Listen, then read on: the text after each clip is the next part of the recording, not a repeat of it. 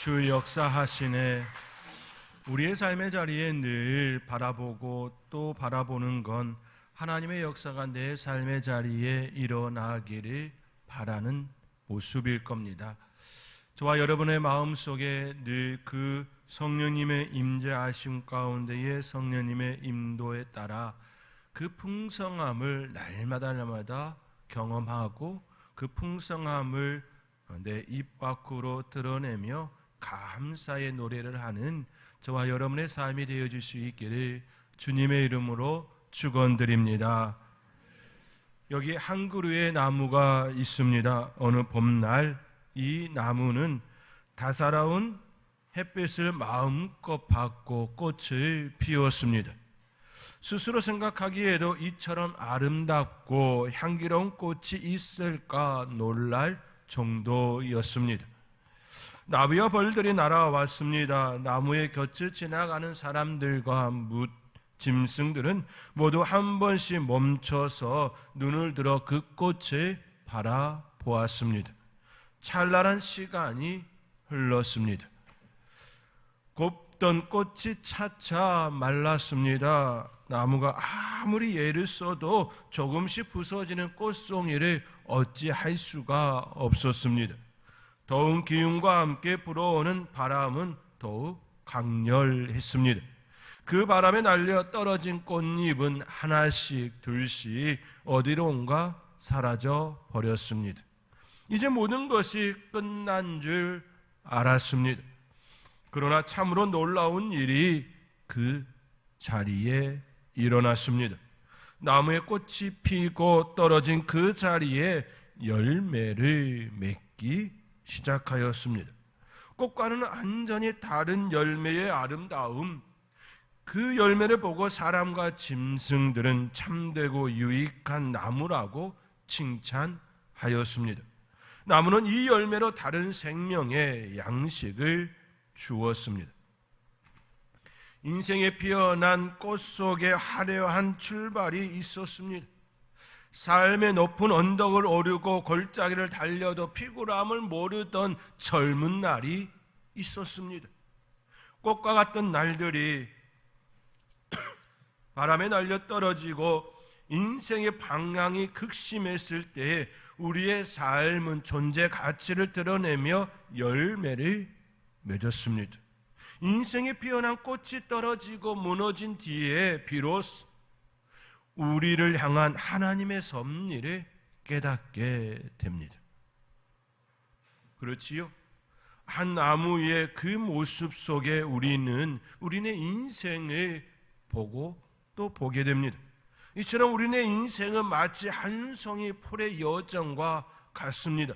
아름답고 찬란한 시간이 있고 떨어진 후에는 다시 열매로 나타나는 축복의 시간이 있으며 다시금 그 자리는 새로운 생명으로 연결되는 고귀한 그 생명의 재탄생이 연결됩니다.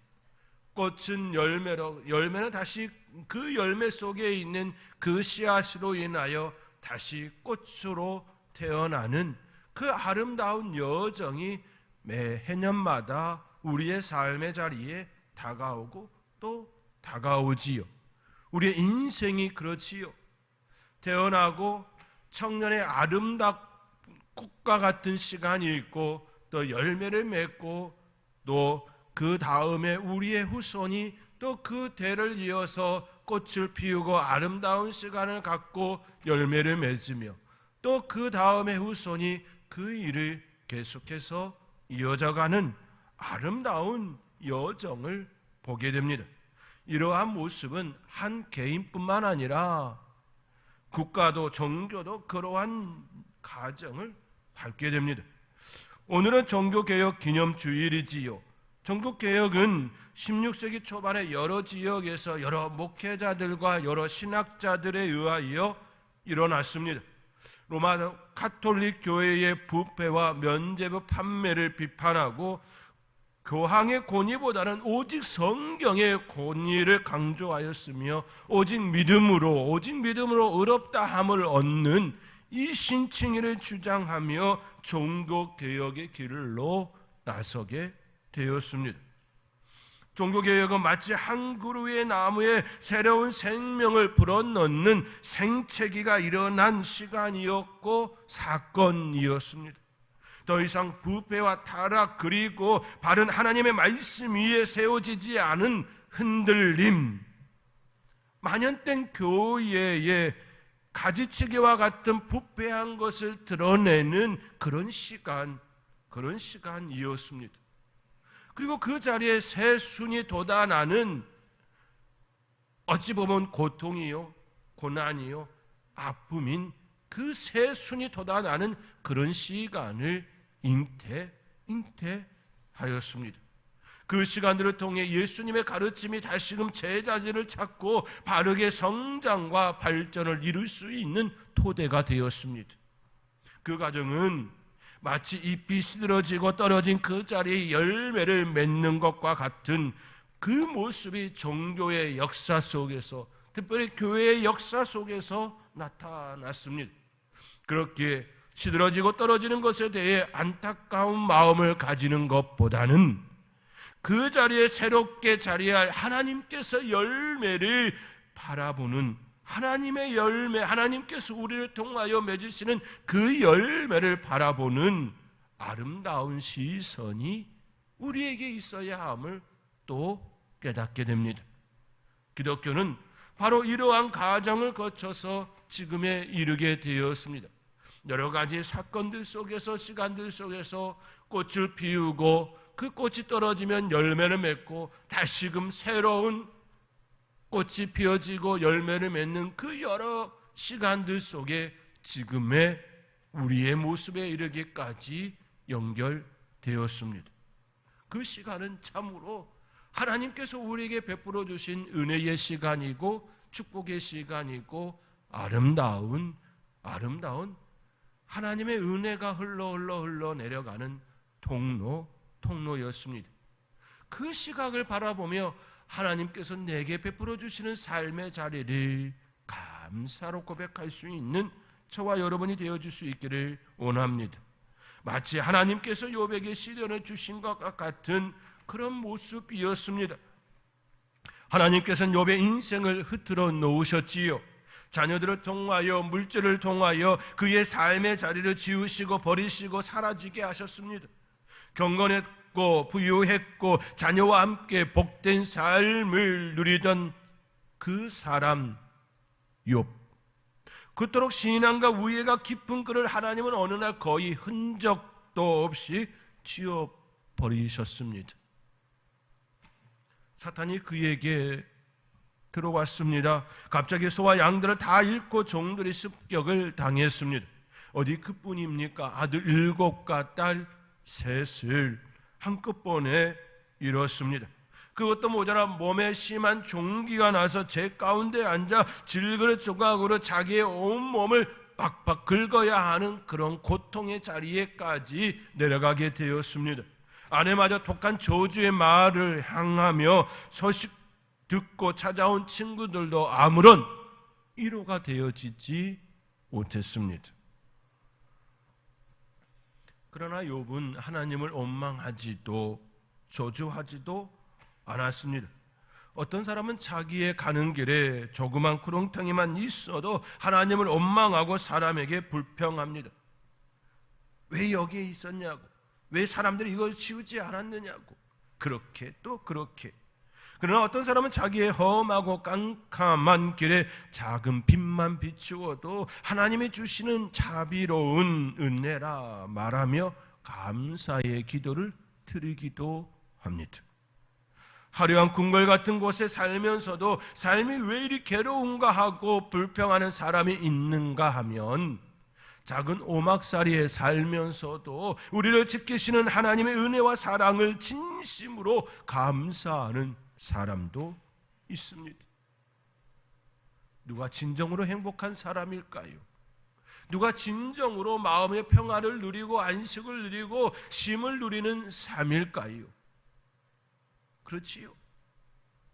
내 안에 감사가 있는, 내 안에 평안이 있는, 내 안에 참된 소망이 있는 그 사람일 겁니다. 욥은 감사의 사람이었습니다. 그저 평온할 때는 내가 감사하며 살아가는 사람인지 불평이 앞선 사람인지 잘 구분하지 못합니다. 삶이 평온할 때는 모두가 다 불평 없이 원망 없이 그 하루하루의 삶을 살아갑니다. 그러나 삶의 위기가 다가오면 내가 어떤 사람인지 구분이 되지요.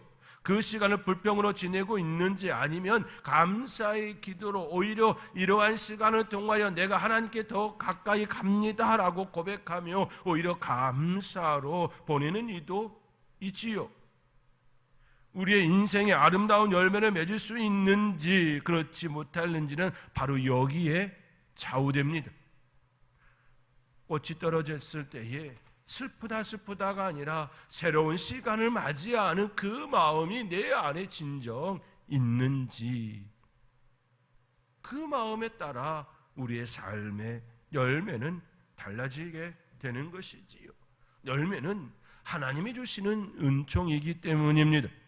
저와 여러분의 삶의 자리에 늘 감사로 고백하며 그 자리가 늘 풍성함으로 하나님의 열매를 맺으며 그 열매를 먹고 또 누리며 또 나누는 그런 풍성함이 저와 여러분의 삶의 자리에 있어지기를 주님의 이름으로 축원드립니다. 잠시 시 한 편을 소개해드립니다. 김현승 시인의 이별에게입니다. 지우심으로 그 얼굴 아로새겨 놓으실 줄이야. 흩으심으로 꽃잎처럼 우리를 흩으심으로 열매 맺게 하실 줄이야. 비우심으로 빈 토간이 나의 마음에 울리실 줄이야. 사라져 영혼을 세우실 줄이야. 어둠 속에 보석들의 강체를 길이 담아 두시는 밤과 같은 당신은 누구시오니까. 시인은 이별을 지우심, 흩으심, 비우심, 그리고 사라짐으로 표현하였습니다. 세상에서 사랑했던 대상을 비롯하여 친근한 것들이나 풍요로웠던 것들과 헤어지는 것은 소멸이 아니라 영혼을 세우는 일이라 시인은 고백하였습니다. 무성한 나뭇잎 같았던 나의 욕망이 차츰 떨어져 말라가고 사랑하는 사람이 떠나가고 내게 남은 것은 고통과 좌절뿐이라고 생각할 때가 있지요. 우리의 삶의 자리에 떨어지고 헤어지고 그러한 일들이 일어나면 특별히 가까이 함께했던 사람이 떠나가면 더욱더 그러한 마음이 들게 되어질 것입니다. 그러나 모든 것이 지워지고 흩어졌다고 여기는 그 순간 우리 주님께서는 믿음의 눈으로만 볼 수 있는 그 얼굴을 아로새겨 놓으신다. 그렇게 접근하고 있는 것이지요. 비우고 사라진 것으로 여긴 그 자리에 주님의 얼굴을 아로새긴다면, 비우고 사라진 그곳에 우리 주님이 우리 앞에 놓여져 있다고 한다면 지금까지 듣기만 하던 주님을 이제는 눈으로 볼 수 있게 될 것입니다. 가장 힘들고 어려운 시간을 보내야 했던 욥, 그는 세상의 모든 것과 이별하고 어둠 속으로 떨어졌습니다. 그러나 그 어둠 속을 보석들의 광채로 밝히시며 사라져 영혼을 세우게 하시는 그분이 바로 거기에 계셨습니다. 그분은 지우시는 것이 아니라 욥의 삶의 영원한 얼굴을 가로새겨 놓으셨습니다. 욥은 사라진 순간을 감사하며 오히려 이렇게 회개의 고백을 드린 바 있습니다. 내가 주께 대하여 귀로 듣기만 하였사오나 이제는 눈으로 주를 배웁나이다. 그러므로 내가 스스로 거두어드리고 티끌과 제 가운데에서 회개하나이다. 욥, 하나님께서 그의 삶의 자리에 사단을 보내어 다 지워버렸습니다.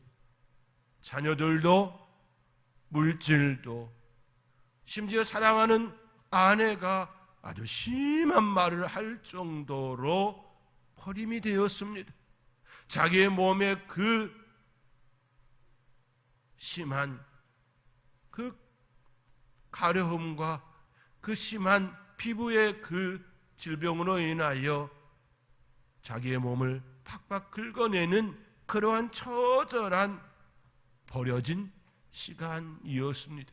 그런데 그는 버려진 시간이라 말하지 아니하고 그 시간을 통하여서 전에는 귀로만 들었던 그 하나님이 아니라 이제는 보게 되었노라고, 그 시간을 통하여 하나님을 보게 되었노라고 자신이 그렇게 친구들과 논쟁하며 또 그렇게 그 자리에 머물러 나는 의인이라고 내세웠던 그 부끄러움을 하나님 앞에서 결코 내가 의로운 존재가 아니었음에도 불구하고 그렇게 논쟁하였던 그 자신을 하나님 앞에 회개하나이다 라고 고백합니다. 욥에게서 사라진 그것은 자기 자신이 아니었습니다. 욥에게서 사라진 그것은 인생의 허영과 교만 그리고 아집이었습니다. 그 자리에 세워진 영혼은 하나님의 영광이고 구원받은 사람이 드릴 영생의 기쁨과 찬송이었습니다. 이 일은 우리 주 예수 그리스도를 통해 활짝 꽃이 피었고 열매 맺게 되었습니다. 우리 주 예수님도 욥과 같은 시간을 철저히 보내야 했습니다. 그러나 그 고난은 자신의 죄 때문이 아니라 인류를 구원하시기 위하여 인류의 죄 때문에 그 시간을 감당하였습니다. 십자가의 그 자리는 철저히 지워지는 시간이었습니다. 십자가의 그 자리는 철저히 비우시는 자리였습니다. 십자가의 그 자리는 철저히 하나님께 버려지는 시간이었고 자리였습니다. 그 자리는 결국 예수님을 수월의 깊은 어둠의 그 자리에까지 쫓아내었습니다. 그 자리에까지 내려가게 되었습니다. 그러나 그 자리는 예수님의 자리가 아니었습니다. 왜냐하면 그분은 죄가 없으셨기 때문에 어둠이 수월히 그 자리에 있게 할 수가 없었습니다. 우리 하나님께서는 가장 어둠 속에 가장 빛나는 보석과 같이 찬란한 부활의 영광을 우리 예수님께 주셨습니다. 그분의 죄 없으심이 찬란한 부활의 영광으로 우리에게 선물로 다가왔습니다.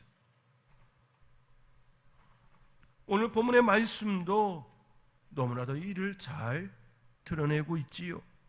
다윗은 5절과 6절과 같이 이처럼 고백합니다. 우리 함께 5절과 6절의 말씀 함께 읽겠습니다. 여호와여, 주의 인자하심이 하늘에 있고 주의 진실하심이 공중에 사무쳤으며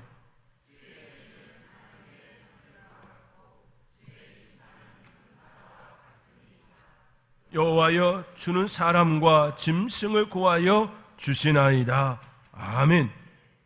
다윗은 주의 인자하심을 고백합니다. 그 인자하심은 온 하늘과 땅과 바다에 널리 퍼져 있다. 그렇게 고백합니다. 그 인자하심이 우리 구주 예수님, 그 예수님은 어둠 속에서 다시금 밝은 세상으로 인도하는 빛이 되었습니다. 그 인자하심은 우리 구주 예수님의 속성이었습니다. 그 인자하심으로 인하여 우리가 그 은혜를 누리게 되었습니다. 하나님은 우리를 위해 어둠의 자리로, 가장 슬프고 버림받고 고통받는 그 자리로 내려가셨습니다. 그리고 그 자리에서 겪은 모든 시간과 그 모든 것들은 우리를 구원하시기에 우리의 삶의 자리에 겪는 모든 것들을 은혜로 변화시키는 버튼이 되게 하셨습니다. 다윗은 7절의 말씀과 같이 또 고백하지요. 우리 함께 읽겠습니다. 하나님이여, 주의 인자하심이 어찌 그리 보배로우신지요. 아멘. 사람들이 주의 날개 그늘 아래에 피하나이다. 주의 날개 그늘 아래에 피한다 고백합니다. 우리가 주의 날개 그늘 아래에 피할 수 있는 이유는 그분이 우리를 위해 모든 것들을 내려놓으시고 가장 어둠의 자리에, 그 어둠의 자리에 내려가셨기 때문입니다. 이사야 선지자는 그가 찔림은 우리의 허물 때문이요, 그의 상함은 우리의 죄악 때문이라, 그가 징계를 받음으로 우리가 평화를 누리고 그가 채찍에 맞음으로 우리가 나음을 입었다 고백합니다. 그렇습니다. 예수님께서 친히 가장 어둠의 자리로 내려가심으로, 버려지심으로, 치워지심으로 우리는 그 은혜를 누리게 되었습니다. 그분의 그늘 아래 머무는 축복의 자리로 나가게 되었습니다. 우리 모두는 빛의 자녀가 아니었습니다.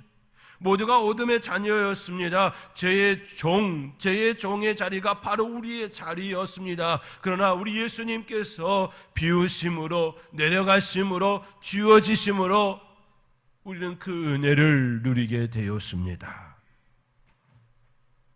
그렇게 오늘 본문 9절의 말씀과 같이 다윗은 고백합니다. 진실로 생명의 온천이 주께 있사오니 주의 빛 안에서 우리가 빛을 보리이다. 욥이 고난받고 그 자리에 우리 하나님께서 차가우심으로 인하여 귀로만 듣던 그 하나님이 아니라 눈으로 보게 되어진 그 하나님을 고백한 것처럼 예수 그리스도의 그 낮아지심으로 인하여 우리가 그런 고백을 하게 되었습니다. 이보다 더 귀한 사랑, 이보다 더 귀한 은총, 이보다 더 귀한 축복이 어디에 있겠습니까? 우리는 빛을 보게 되었습니다. 그 빛은 우리를 인도하며 하나님 안에 거하는 참 은혜가 되게 하였습니다. 그 은혜 안에 날마다 거하리라, 그 삶을 살아가리라 고백하며 살아가는 복된 하나님의 사람들이 되어질 수 있기를 주님의 이름으로 축원드립니다. 한국교회사의 빛이 되어준 서서평 선교사님의 이야기를 말씀드리며 오늘의 말씀을 마치고자 합니다. 서서평 선교사님은 독일 출신의 미국 선교사입니다. 본명은 엘리자베스 요한나 세핑입니다. 그녀는 우리 한국에 오셨고 결혼하지 않고 독신으로 미혼으로 자기의 온 생애를 바친 그런 선교사님이셨습니다.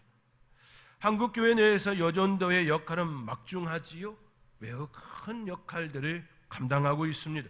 이 여전도의 기초를 다지고 기틀을 마련한 인물이 바로 서서평 선교사입니다. 초기에는 부인 조력회라 불렸습니다. 이 조직의 처음과 전국 조직하에 서서평 선교사님의 공로를 결코 빼놓을 수가 없습니다. 서서평 선교사님은 미국처럼 한국에서도 부인 조력회가 활성화될 필요를 절감해서 주말이 되면 상간벽지와 농어촌을 돌아다니면서 여성을 상대로 계몽 운동을 전개합니다. 그리고 죽기 전까지 전도하면서 각 교회에 여전도회를 세워 주었습니다. 1920년 미국 남장로교 부인의 창설자인 윈스보로 여사가 한국을 방문하였을 때 서서평 선교사의 인도를 받고 상간벽지에서 성경을 공부하려고 부인들이 몰려든 것을 목격합니다. 치맛자락에는 아이가 매달려 있고 아이를 등에 업은 아낙네들이 열흘분의 식량을 이고 300명이나 모였습니다.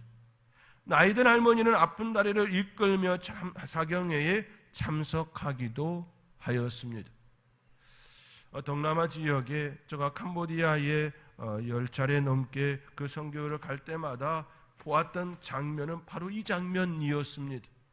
아기를 등에 업고 옆에 끼고 앞에 안고 그렇게 그 자리에 나와서 찬양하며 기도하며 하는 그런 모습을 보았습니다. 우리나라도 이런 모습이었다라는 것이지요. 이 모습은 1960년대, 70년대에 이르기까지 그러한 시간을 보냈습니다. 인수보로 부인은 서서평 선교사에게 사경회로 끝내지 말고 이들을 하나로 묶어 부인 조력회를 만들 것을 강력하게 제안합니다. 인수보로의 반문과 사경회는 조선에서 부인 조력회의 탄생 가능성을 한층 높여준 계기가 되었습니다. 그러나 사경회에 참석한 대부분의 여성들은 이름조차 가지지 못했습니다. 이름을 가진 사람은 10명도 되지 않았습니다. 대부분 누구의 어머니로 통했습니다.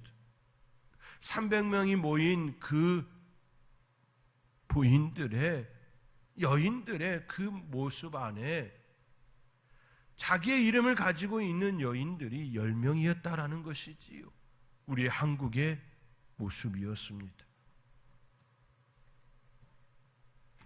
글을 읽을 수 있는 사람도 적었고 어떤 조직을 만들어 본 경험도 천무하였습니다. 하지만 서서평 선교사님으로부터 지도를 받은 여성들이 조직을 만들어 나가게 되지요. 조력회를 어떻게 조직할 것인가 기도하던 중 우선 자신의 이름도 모르는 사람들에게 각 교회에서 이름을 찾아주는 그 일을, 또 한글 보급 운동을 펼치는 동시에 성경을 가르쳤습니다. 자신의 이름도 없는 그들에게 이름을 찾아주고 또 한글을 모르는 그들에게 한글을 가르치며 하나님의 말씀을 그들에게 가르쳤습니다. 그것이 바로 장로교회의 부인 조력회 곧 여전도회의 시작이었습니다. 1922년 12월 26일 첫 번째 한국 여전도회가 서서평 선교사님의 인도로 강주에서 조직되었습니다. 일제강점기의 그 슬픔의 역사 가운데에 하나님께서는 가장 찬란하게 빛날 수 있도록 그 빛을 허락해 주심인 것이죠. 문명에 그를 알지 못하는 그 여인들이 그를 알고 하나님을 알고 은혜의 자리, 빛의 자리로 나갈 수 있도록 그 일이 일어난 시간이었습니다. 사랑하는 성도 여러분, 자신의 이름도 없이 글도 모르고 살았던 어머니들이 변화를 가지게 되었습니다. 그들이 글을 읽고 찬송을 부르고 성경을 읽으며 하나님 나라의 큰 역사를 감당하게 되었습니다. 그 일이 일어날 수 있었던 건 서서평 선교사님의 헌신과 수고가 우리나라 가운데 있었기 때문입니다. 그분으로 인해 그를 알지 못하는 문명의 어둠에서 빛으로 나가게 되었습니다. 그러한 역사를 가진 한국, 그러한 은혜를 입은 한국 교인들, 그렇다면 우리는 어찌해야 할까요? 서서평 선교사님처럼 그 일을 감당하지 못한다 할지라도 내 이웃들에게 하나님의 빛을 비추는 거울은 되어줄 수 있을 겁니다. 작은 빛, 그 빛 역할을 감당할 수 있을 겁니다. 종국개혁 기념주일에 다시금 우리의 마음을 개혁하고 내가 그 자리로 나아가리라, 그 자리로 나아가리라 그렇게 고백하며 하나님의 은혜를 고백하며 이야기하는 저와 여러분의 삶이 되어질 수 있기를 주님의 이름으로 축원드립니다.